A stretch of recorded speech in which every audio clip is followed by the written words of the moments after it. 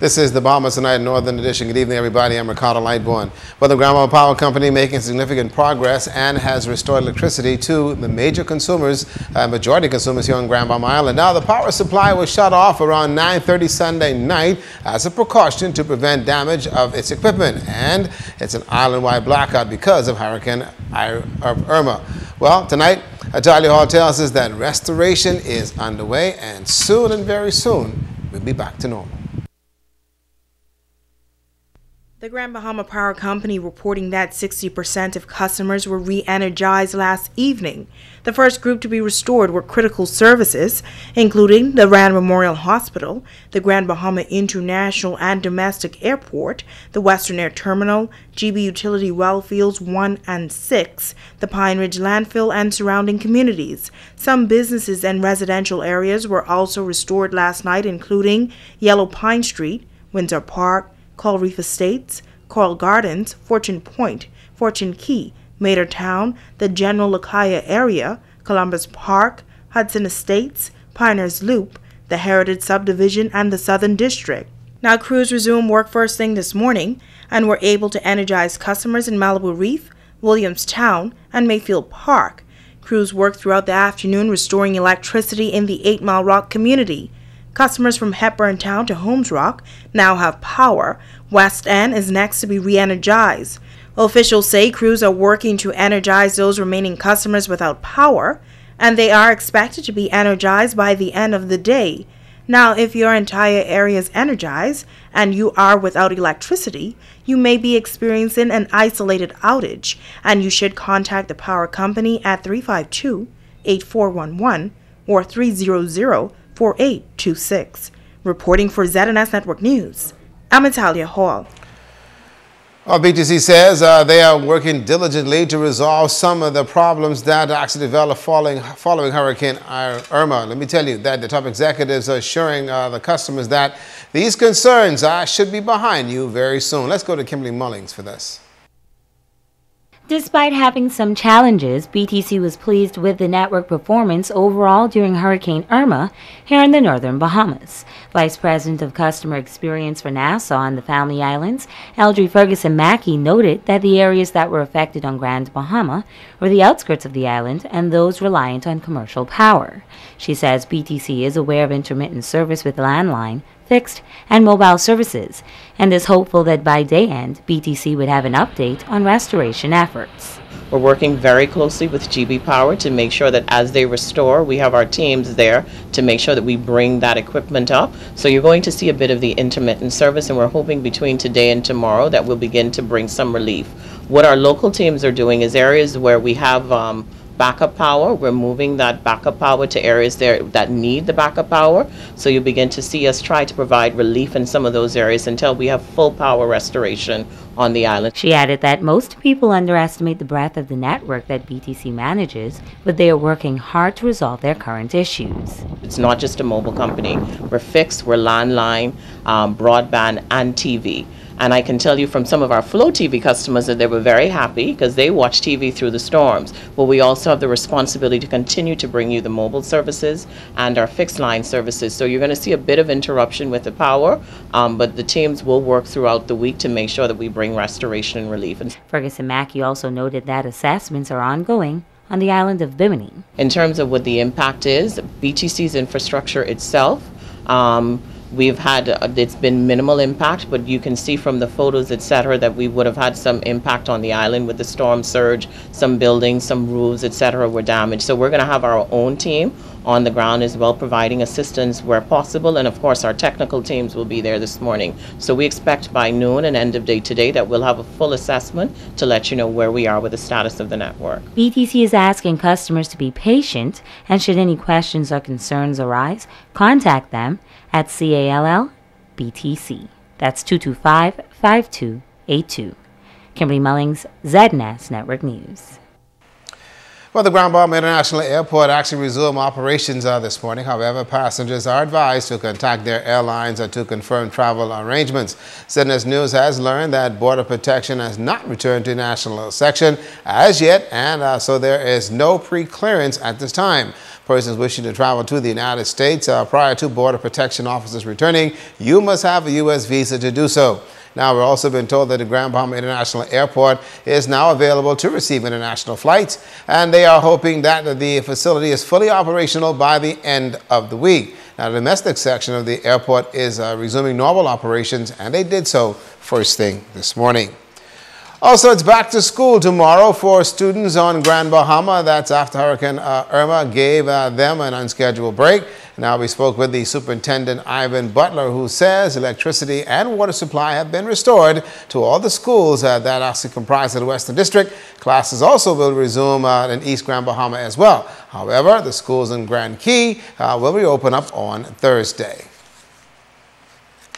Also, help is on the way for families displaced by Sunday's tornado. Assistant Director of Social Services Paula Marshall says initial reports indicate that some 28 families were affected by the tornadoes. She says that officers met with all of the victims yesterday to determine their immediate and also their long-term needs.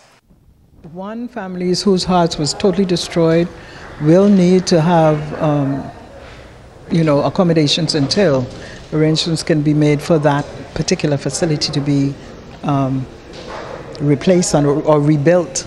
Whether that is going to be done by the government or not is not known at this time.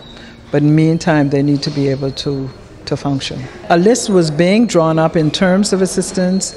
In terms of soft supplies, persons definitely needed assistance with food, clothing, matters, things of that nature. Toiletries, towels, blankets, whatever. Wherever they're going, they'll be able to take some of their things. The structural damages that were done and the requirements for those will be given to you by the Ministry of Works. Well, Paula Marshall says that most, if not all, of the families affected choose to return home for the first time being. Most of them, except like I said, in the majority of cases, have opted to remain in their homes despite the damages. The workers have gone out and talked with them, held them, counseled with them this morning, but most of them have indicated they do not want to leave their residences. So we have to respect that and try to see how else we can assist. Going through anything like a tornado is a very traumatizing effect. And, it's going to take some time to get, to deal with this and, be able to assimilate it into your system. And we do have persons, particularly from the University of Bahamas, who will be assisting these persons with counseling. Now, the public can donate items for the impacted families to social services, and they will also be sure to get those items to them. In other news for tonight, administrators for the 3 districts here on Grand Bahama giving their post-hurricane assessment. As we hear from this report, the administrators say, apart from those destructive tornadoes, the island fared pretty well. Let's go to Kim Mullings.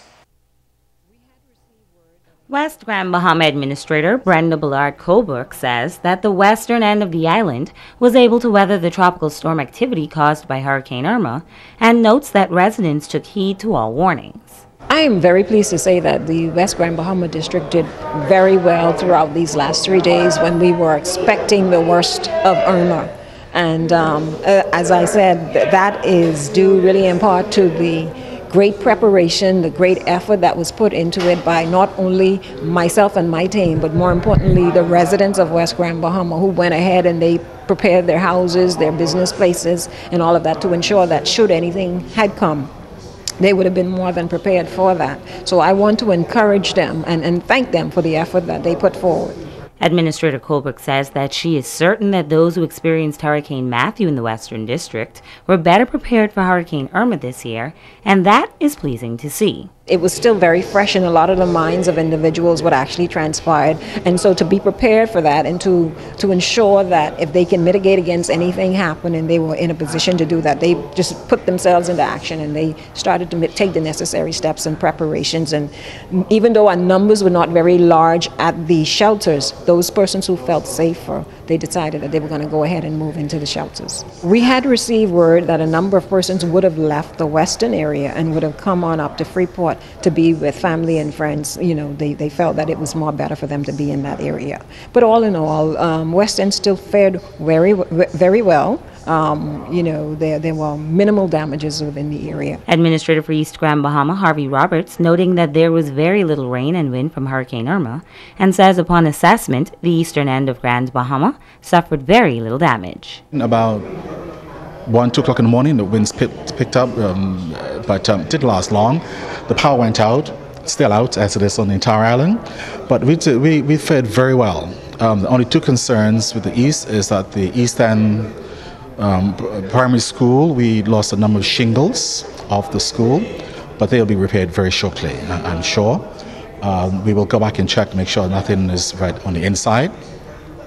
And the folks that came over from Sweetens Key into the shelter, we had 6 of those that came over, 14 in total, but 6 went into the shelter. Kimberly Mullings, ZNS Network News. And this coming in from the police. Police on Grand Bahama are investigating a shooting incident that has left 1 male dead and another in serious condition. Now, reports are that shortly before midnight, police were called to the Garden Villas area where there was reports of gunshots being fired. Now, during the investigations, police discovered 2 males with gunshot wounds about the body. Now, one was pronounced dead at the scene, and the other was taken to the Ram Memorial Hospital where he was listed in serious condition. Police are appealing to anyone with information to assist with the investigation to contact 350-3107 through 12 911 919, or simply just go to the nearest police station and give them the information. This is the Bahamas Northern Edition. We're going to be back in just a moment.